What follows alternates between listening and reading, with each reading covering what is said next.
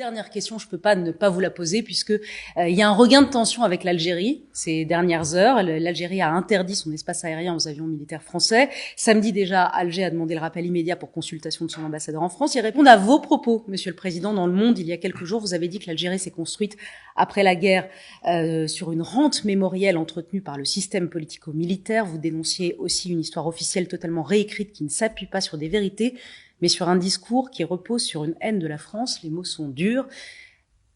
Vous les maintenez?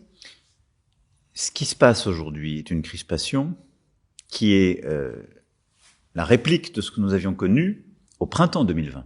Je rappelle, l'Algérie avait déjà rappelé son ambassadeur suite à un reportage, d'ailleurs du même journaliste, cette fois-ci sur le plan audiovisuel, qui avait décrit ce qui se passait en Algérie. Donc, moi, j'ai le plus grand respect pour le peuple algérien, et j'entretiens des relations vraiment cordiales avec le président Tebboune. Après, nous avons enclenché un travail.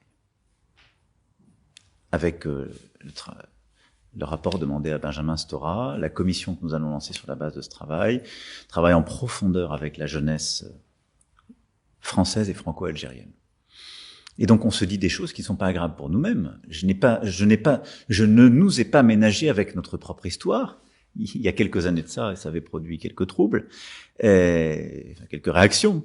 J'ai été le plus franc possible avec notre histoire sur la question des harkis, et je continuerai ce travail.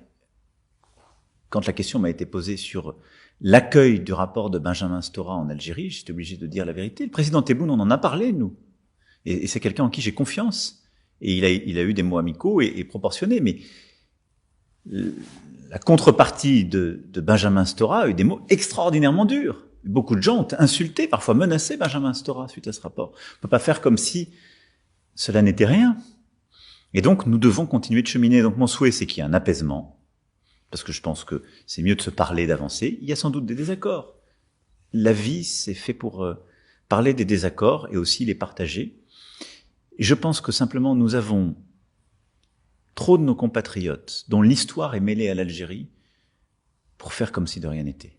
Et il y a trop de Françaises et de Français qui sont les enfants ou les petits-enfants de harkis, de pieds noirs, d'appelés, de militaires, qui sont des enfants ou petits-enfants d'Algériennes et d'Algériens, qui sont parfois encore franco-algériens, pour ne pas embrasser cette histoire et essayer de, en quelque sorte, reconnaître toutes ces mémoires et de leur permettre de cohabiter. Moi, c'est ça ce qui m'importe. Et donc, il y aura immanquablement d'autres tensions. Mais je pense que mon devoir, c'est d'essayer de faire cheminer ce travail parce qu'on le doit à notre jeunesse et à tant de millions de nos concitoyens. Et je pense que notre incapacité à regarder cette histoire en face dans toutes ses composantes est un peu devenue la matrice de beaucoup de nos problèmes dans la relation avec le continent. Et de problèmes en France, et tout du simplement. coup, c'est ce que j'ai dit d'ailleurs à Sean, je dis, c'est pas un problème diplomatique, c'est d'abord un problème franco-français. Donc on doit continuer à faire ce travail avec beaucoup d'humilité, avec beaucoup de respect, parce qu'il y a, vous savez, ce ne sont que des histoires de blessures.